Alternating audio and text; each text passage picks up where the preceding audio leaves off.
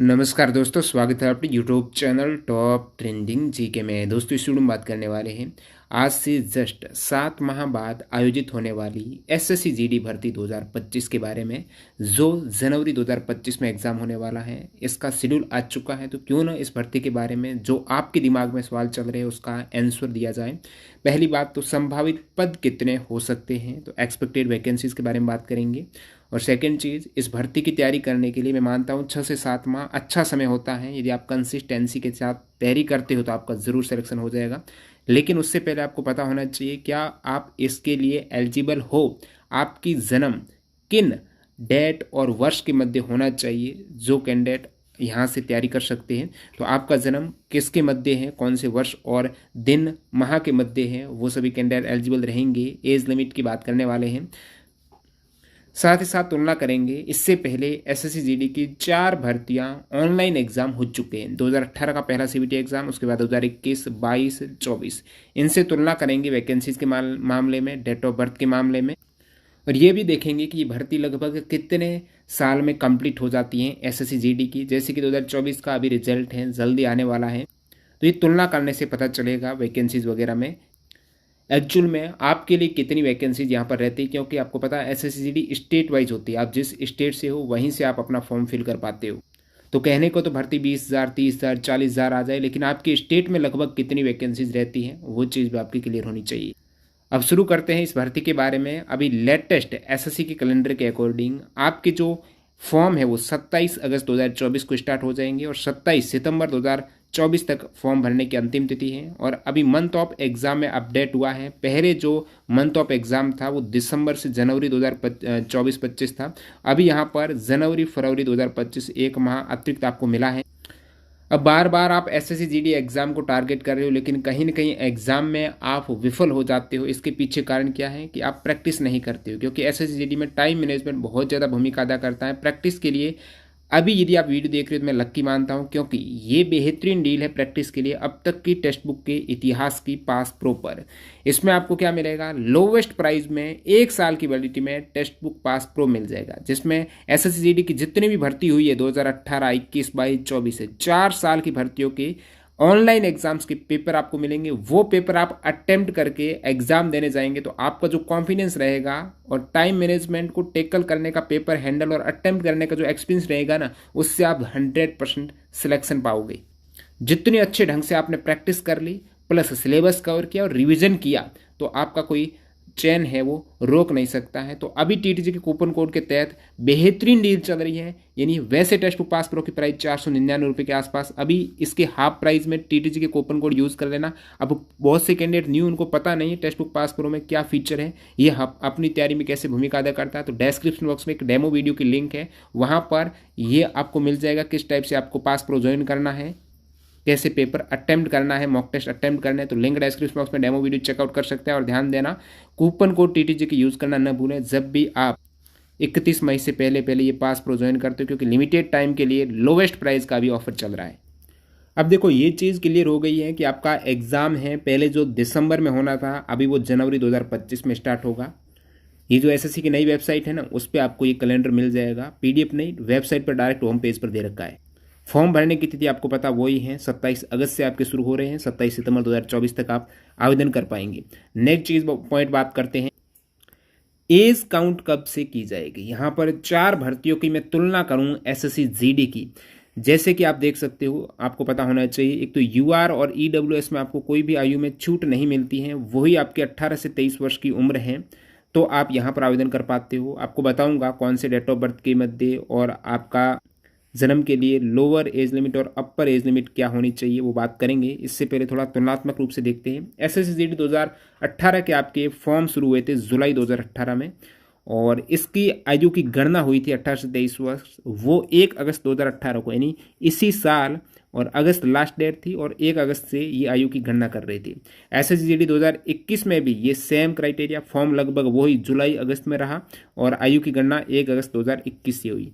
लेकिन बात करते हैं एसएससी जीडी 2022 और 2024 की। 2022 में आपके फॉर्म थोड़े लेट आए, अक्टूबर 2022 में आए, और नवंबर 2022, 27 अक्टूबर से 30 नवंबर 2022 तक भरे गए।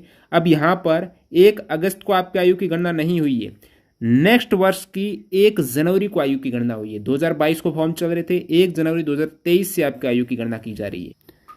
इससे जिनकी आयु ज़्यादा है उनको दिक्कत होती है ओवरएज होने में, जब आयु की गणना है फॉर्म भरने की डेट से अग्रिम तिथियों से की जाती है। तो यहाँ पर 1 जनवरी 2023 में, और ये भी नहीं आपको पता होना चाहिए, कोविड के दौरान 2022 की एसएससी जीडी भर्ती में आपको 3 साल की सभी कैटेगरी में छूट दी गई थी। इवन जनरल और ईडब्ल्यूएस में भी 3 साल की छूट, और एससी एसटी में जो 5 वर्ष की होती है ना उसके अतिरिक्त आपको 3 साल की छूट थी। यानी एक तरीके से एससी एसटी में 8 साल की थी, ओबीसी की 6 साल की छूट थी। ये केवल 2022 की भर्ती हेतु था। अब 2024 की एसएसजीडी की भर्ती आई, उसमें भी फॉर्म आपके अक्टूबर की बजाय नवंबर से स्टार्ट हुए, दिसंबर तक चले, और आयु की गणना नेक्स्ट आने वाले 1 जनवरी 2024 से की गई। तो 22 से 24 में थोड़ा पैटर्न बदला है आयु की गणना करने का। आयु की गणना 1 जनवरी नेक्स्ट ईयर से हो रही है यदि फॉर्म आपके अगस्त के बाद आ रहे हैं। तो 25 में भी आपके फॉर्म हैं वो 27 अगस्त 2024 से 27 सितंबर 2024 तक आ रहे हैं। तो एसएसजीडी 2025 में भी आयु की गणना 1 जनवरी 2025 से की जाएगी। 2025 की गणना नेक्स्ट फॉर्म 24 है तो 2025 से आयु की गणना हो गई। यानी आयु सीमा यहाँ पर जो 18 से 23 वर्ष आप काउंट कर रहे हो ना, वो आपको 1 जनवरी 2025 लिखकर अपनी आयु 18 से 23 की मध्य होनी चाहिए। किन कैंडिडेट के लिए? यूआर और ईडब्ल्यूएस वाले कैंडिडेट हैं। यानी यूआर और ईडब्ल्यूएस की बात करें तो आपका जन्म 2 जनवरी 2002 से पहले नहीं होना चाहिए। 2 जनवरी 2002 है तो कोई दिक्कत नहीं है। जैसे 1 जनवरी 2002 है, 1 जनवरी 2001 है, वो आपका काउंट नहीं होगा। यदि यूआर और ईडब्ल्यूएस है तो आप एलिजिबल नहीं है यदि आपका 2 जनवरी 2002 से पहले का जन्म। अपर एज लिमिट सभी के लिए सेम 1 जनवरी 2007, क्योंकि 18 वर्ष यानी आपका जन्म 1 जनवरी 2007 के बाद है वो नहीं होना चाहिए। 18 वर्ष से कम आयु आपके 1 जनवरी 2025 तक नहीं होनी चाहिए। इसमें कोई दिक्कत नहीं रहती, दिक्कत रहती है इसमें। तो यूआर ईडब्ल्यूएस के लिए ये है। अब आप कहेंगे ओबीसी के लिए, तो ओबीसी के लिए आपको पता है 3 साल की छूट रहती है, तो इससे 3 साल कम कर दो। तो ओबीसी के लिए ये डेट ऑफ बर्थ रहेगी आपके 2/1/1999 से पहले आपका जन्म नहीं होना चाहिए, और 1 जनवरी 2007 के बाद ये आपका कोई दिक्कत नहीं है, इससे पहले का नहीं होना चाहिए। एससी एसटी की बात करें, आपका जन्म 2 जनवरी 1997 से पहले नहीं होना चाहिए। इससे पहले मतलब 2 जनवरी को है तो कोई दिक्कत नहीं है। 2 जनवरी 1997 से पहले 1 जनवरी 1997 है तो दिक्कत हो जाएगी। तो यहाँ पर 5 वर्ष की छूट दी, तो 1997 2 जनवरी से पहले का नहीं, 1 जनवरी 2007 के बाद नहीं होना चाहिए।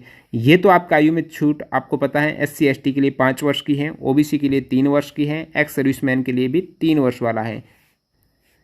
और आपकी जो योग्यता है वो 10th पास है। 1 जनवरी 2025 से 10th पास है, पास आउट हो चुके हो, तो 10th पास वाले लगभग यहाँ पर आ जाएंगे। 18 वर्ष करेंगे तो 10th पास तो हो ही जाएंगे, 15-16 वर्ष में हो जाते हैं।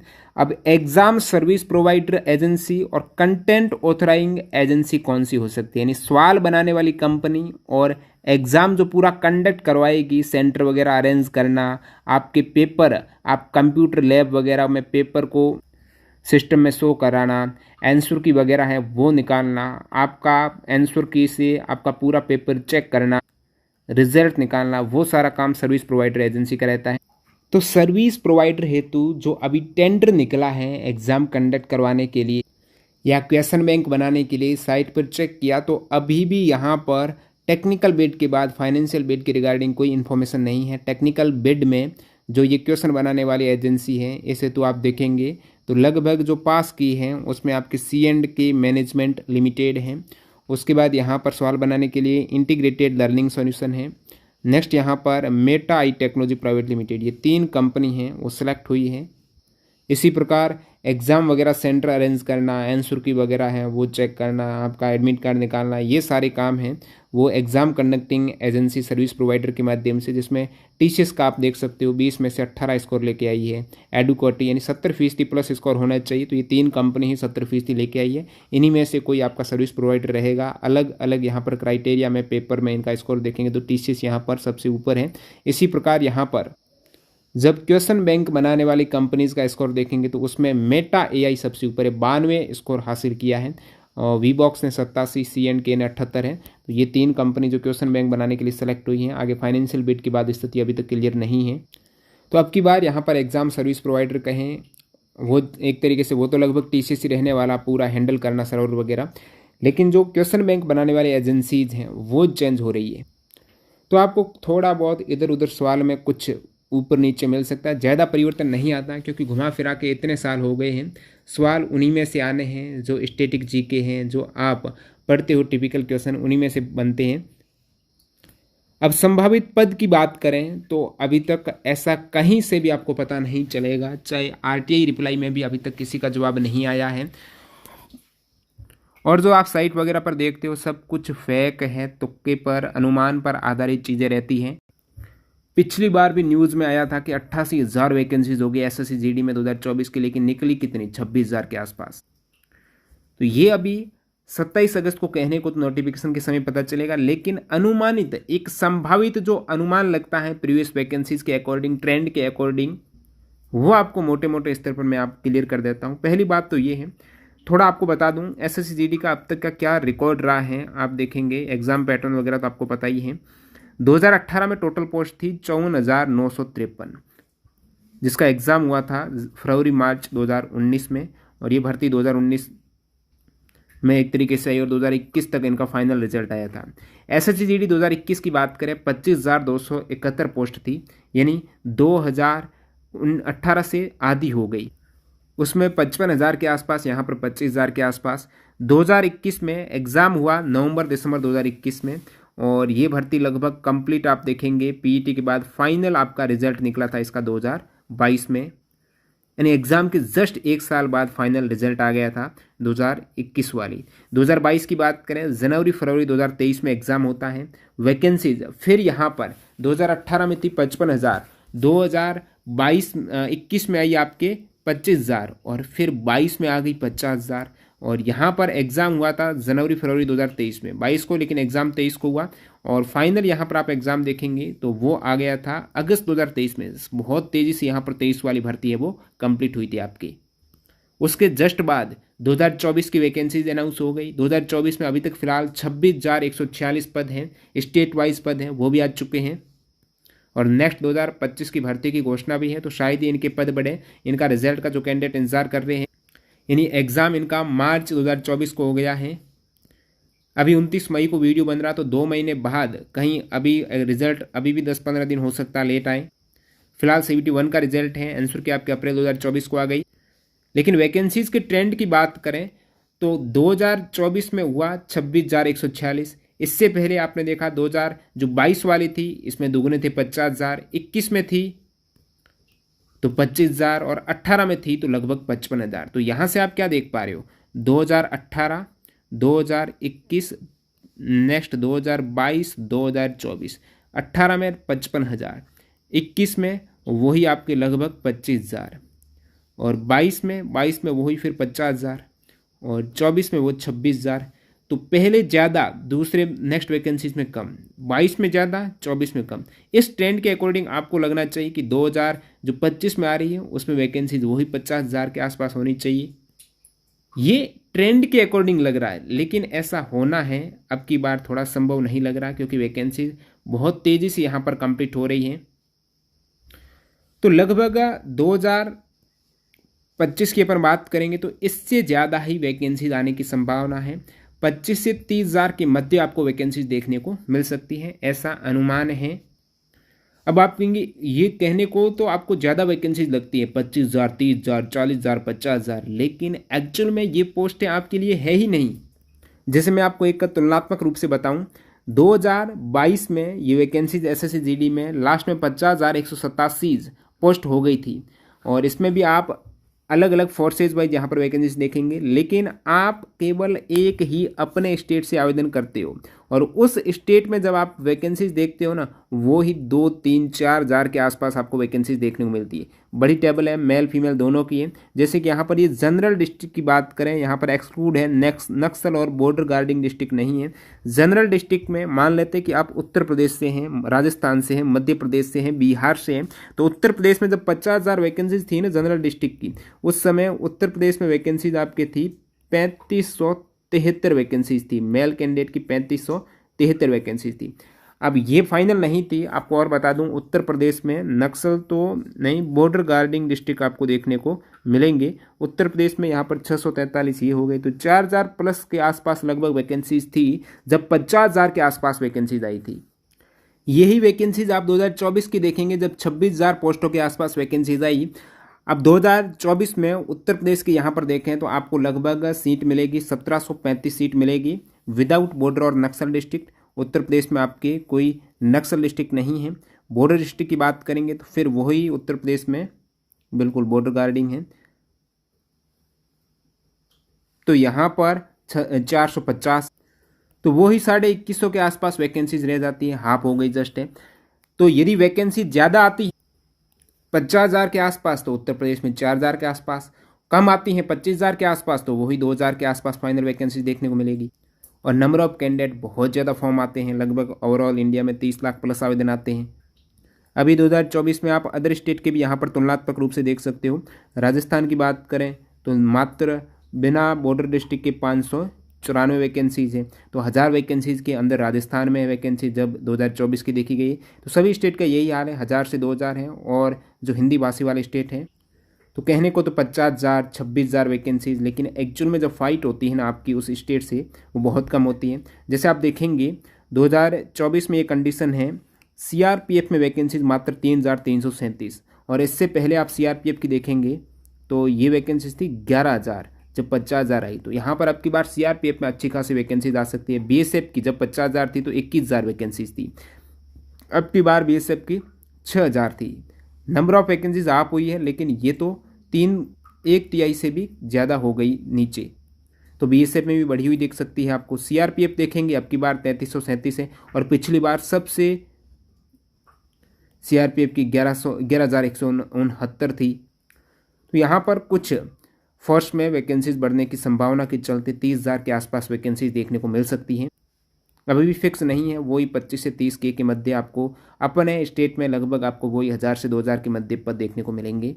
और आप कुछ नंबर से रह रहे हो तो आपको प्रैक्टिस की कमी है, कैलकुलेशन आपको तेज़ करनी होगी, ज़्यादा से ज़्यादा आपको मॉक टेस्ट वगैरह लगाने पड़ेंगे तभी काम बनेगा। और बाकी आप सबको पता है इसमें आपका 4 सब्जेक्ट हैं, इसका डिटेल में एक वीडियो बनाएंगे क्या स्ट्रेटजी आपको फॉलो करनी चाहिए 2025 में एसएससी जीडी हेतु। जैसे कि रीजनिंग 20 सवाल 40 मार्क्स की। अब सवाल तो यहाँ पर 80, लेकिन समय 60 मिनट। ये जिसने पेपर अटेम्प्ट कर दिया ना इन 60 मिनट में 80 सवाल देख लिए अच्छे ढंग से, जो आते हुए सवाल कर दिए, तो उनका काम बन जाता है कैंडिडेट का। जीके में भी 20 क्वेश्चंस, मैथ में भी 20 क्वेश्चंस, इंग्लिश या हिंदी दोनों में से एक करने मैक्सिमम कैंडिडेट हिंदी करते, तो इनके भी 20 क्वेश्चंस ईजी है। मेन समस्या यहाँ पर कैंडिडेट को आती है, एक तो टाइम मैनेजमेंट की, दूसरी जीके की आती है। अब टाइम मैनेजमेंट की समस्या तो आपका हल हो जाता है प्रैक्टिस से। जितनी अब से 7 महीने हैं बहुत ज़्यादा प्रैक्टिस करो, प्रीवियस ईयर के पेपर से प्रैक्टिस करो। मैं कहता हूँ टाइम मैनेजमेंट की समस्या आपकी क्लियर हो जाएगी। पेपर से भी ऐसे प्रैक्टिस करनी है, बार बार जो गलतियाँ कर रहे हो, एक सवाल में ज़्यादा टाइम ले रहे हो ना, उनको नोट करो, दोबारा उस टॉपिक से इस प्रकार उस सेम टाइप के सवाल से आपका ज़्यादा टाइम कंज्यूम नहीं होना चाहिए। इस प्रकार से आप बेहतर ढंग से एनालिसिस करते हुए तैयारी करेंगे, नोट करते हुए गलतियों को आप सुधारते हुए एक नोटबुक में एंट्री करते हुए तैयारी करेंगे, दोबारा वो रिपीट गलती नहीं करेंगे तो आपका सिलेक्शन ज़रूर होगा। और जीके का स्ट्रेटजी का अलग वीडियो है, बाकी यहाँ पर सारा कुछ खेल प्रैक्टिस का है। नेगेटिव मार्किंग है एसएससी जीडी 2024 के नोटिफिकेशन में कोई बदलाव नहीं किया गया। 0.25 मार्क्स आपके कटेंगे, एक सही सवाल पर 2 मार्क्स मिलते हैं और 0.25 कटते हैं, यानी 1/8 यहाँ पर नेगेटिव मार्किंग बहुत कम है। सभी सवाल आप अटेम्प्ट करते हो, तो सवाल अटेम्प्ट करते हो इसका मतलब पेपर अटेम्प्ट करना अनिवार्य है। 80 के 80 सवाल आपको देखने अनिवार्य हैं, पहले वो सवाल करो, बिल्कुल ईजी सवाल है, आ रहे हैं, आप 30 से 40 सेकंड में कर रहे हो, उनको आपको पहले देखना चाहिए, और जो लेंथी सवाल है उसको बाद में लो, सेकेंड राउंड में करो। इस टाइप से आप टॉपर वाले स्ट्रेटजी फॉलो करेंगे तो काम बनेगा। और बाकी आपको पता है एग्ज़ाम के बाद 8 गुना अभ्यर्थी हैं वो फिजिकल के लिए जाते हैं। फिजिकल में आपकी रेस होती है, मेल कैंडिडेट के लिए 5 किलोमीटर 24 मिनट, फीमेल के लिए 1600 मीटर की रेस 8.5 मिनट में। और उसके बाद यहाँ पर जो लद्दाख के कैंडिडेट हैं 1600 मीटर की 7 मिनट में मेल कैंडिडेट, फीमेल की 800 मीटर की 5 मिनट में। इसके अतिरिक्त आपकी मेल कैंडिडेट की हाइट 170 सेंटीमीटर, फीमेल की 157 सेंटीमीटर हाइट होनी चाहिए। और यहाँ पर हाइट में कुछ रिलैक्सन भी हैं, विशेषकर यहाँ पर फीमेल कैंडिडेट की बात करें तो उनको 157 सेंटीमीटर हाइट है। बाकी यहाँ पर सभी कैटेगरी की आप एससी की एसटी की देखेंगे, उनकी हाइट बहुत कम मांगी गई है। मेल कैंडिडेट और फीमेल दोनों के केस में मेल की 162, फीमेल की 150 है। फिर नॉर्थ ईस्ट स्टेट की और कम हो गई मेल फीमेल की। उसके बाद मेल कैंडिडेट का चेस्ट यहाँ पर अनएक्सपेंड 80 सेंटीमीटर, 5 सेंटीमीटर फुलाव के साथ 85 सेंटीमीटर होना चाहिए। ये केवल मेल कैंडिडेट के लिए रहता है। बाकी एसटी के लिए चेस्ट में और रिलैक्सन मिला है, 76 सेंटीमीटर होना चाहिए मिनिमम। तो ये पूरा वीडियो था मोटे मोटे तौर पर। आप पहली बार तैयारी कर रहे हो या फिर बार बार तैयारी करने के बावजूद विफल हो रहे हो, उसका कारण है टाइम मैनेज बेहतर ढंग से नहीं कर पाते हो, पूरा पेपर ही आप अटैम्प्ट नहीं कर पाते हो, इतनी कम नेगेटिव मार्किंग होती है। तो पूरा पेपर अटैम्प्ट करने के लिए अब तक के जो जितने भी 4 बार सीबीटी एग्जाम हो चुके हैं तो 100+ मॉक टेस्ट है 6-7 महीने में। ये आप मॉक टेस्ट लगाओ, प्रत्येक मॉक टेस्ट लगाने बाद देखो कहाँ आप गलती कर रहे हो, और ऐसे सवाल जो बहुत ज़्यादा टाइम ले रहा है उनको नोट करो, वो दोबारा आपका उतना टाइम कंज्यूम न करें। स्मार्ट तरीके से प्रीवियस ईयर पेपर आधारित आप यहाँ से प्रैक्टिस करते हुए तैयारी करेंगे, जरूर सिलेक्शन होगा। लिंक डिस्क्रिप्शन बॉक्स में कैसे आपको test book pass pro join करना है टीटीजी के कूपन कोड से, क्योंकि लोएस्ट प्राइस की अभी डील चल रही है। मिलते हैं नई वीडियो में, बाय बाय।